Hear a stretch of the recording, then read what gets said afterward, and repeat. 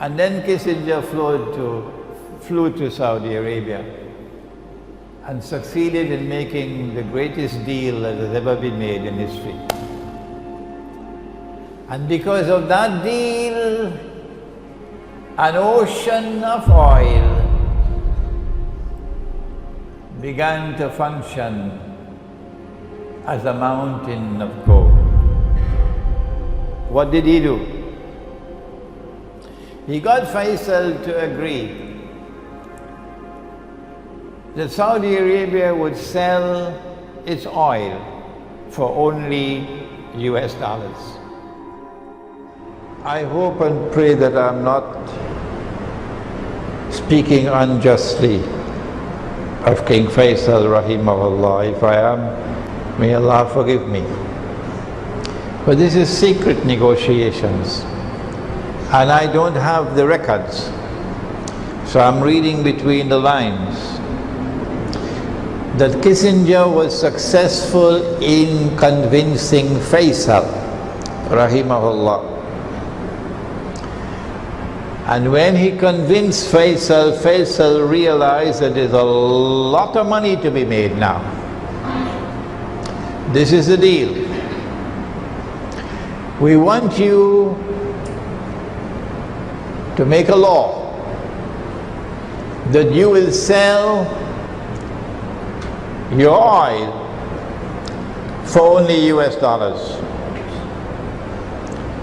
And Faisal fell for it. May Allah forgive him. You cannot buy oil from Saudi Arabia with any money, even with gold dinars, you cannot. Saudi Arabia will not sell, except for US dollars. And then Saudi Arabia got the other Arab oil producing countries to fall in line. And then came OPEC. And OPEC was the organization which kept the ocean of oil functioning as a mountain of gold, OPEC. The Organization of Petroleum Exporting Countries was then successful in establishing a rule for all member states of OPEC that we all agree that we will sell oil for only US dollars. And that was the birth of something called the petrodollar, and that is what they wanted at Bretton Woods, but Imran didn't understand it. No. That was the ultimate prize that they wanted. When they started in 1944 in Bretton Woods, but I did not understand it.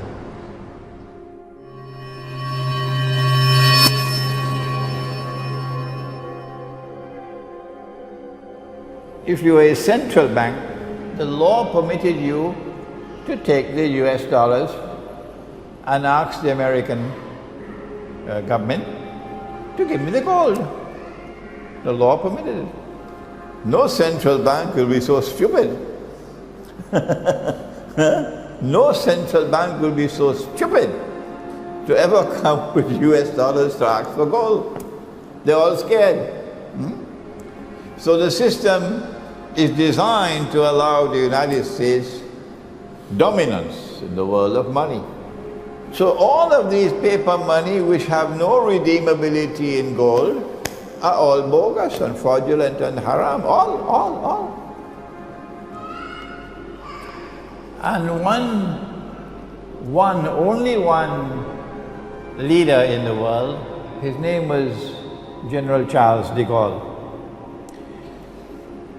He was not at all happy with an unjust monetary system which gave an unfair advantage to the United States over France.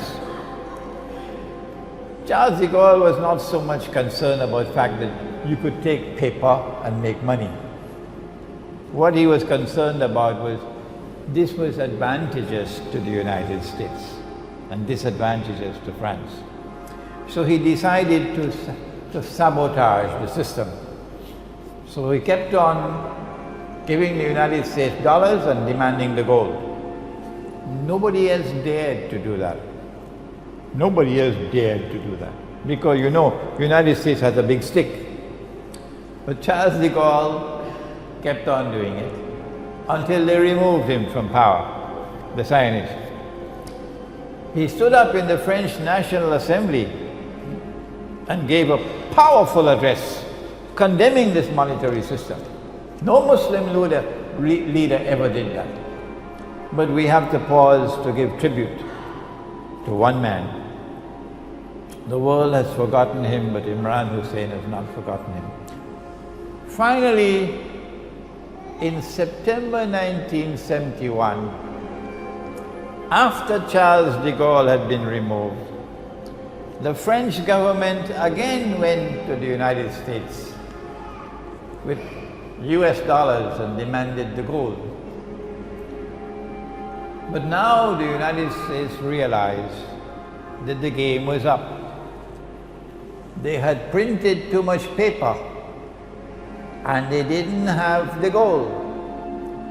Normally you should send the United States to jail. But who can do that? Huh? So what Richard Nixon did was to, Sunday morning, announce to the world, we gave our word, but we don't have to keep our word. That's America. We gave our word that we would redeem US dollars for gold. But we don't have to keep our word. We're not going to do it anymore. So now, no currency, no paper in the world, none, can be cashed. You just write checks and that will be your money. Who could write the most checks will have the most money? Huh? So get a checkbook and start writing checks. The problem is, if you have an American checkbook or a French checkbook or a German checkbook or an Australian checkbook or a Singaporean checkbook, you could write checks. They call it hard currency. But if you have a Bangladeshi checkbook or a Pakistani checkbook, you can write as many checks as you want. You cannot even buy a cup of coffee in Manhattan. See? So now you have a bogus monetary system which gives to the enemies of Islam the capacity to make as much money as they want by simply writing checks, so let the donkeys in the world accept the checks.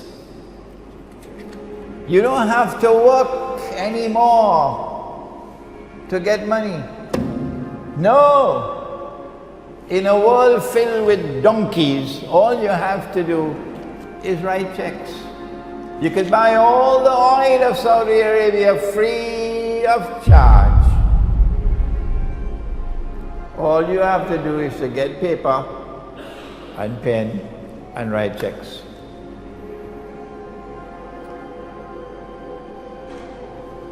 But this is a risk you're taking, because it's a house of cards. It could collapse. Once you had the gold, you had some security. But now the gold is no longer there.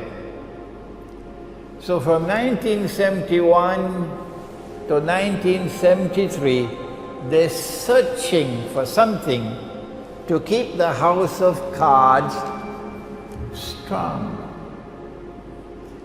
What they did was to engineer the war of 1973.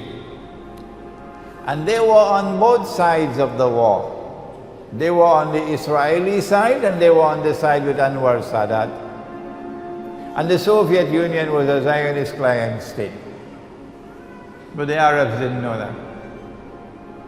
So they caused this war to go to a draw. And then Kissinger, they knew that if the war took place, they knew that King Faisal, rahimahullah, was going to impose an oil boycott on the United States. They knew it, because Faisal had said, I will do it. And they knew that if an oil boycott of the United States were to take place, the price of oil would rise. In fact, it rose by 400%, from $3 a barrel to 12. And suddenly the Arab oil producing countries were getting money flowing in. And they were happy with that. From $3 to 12.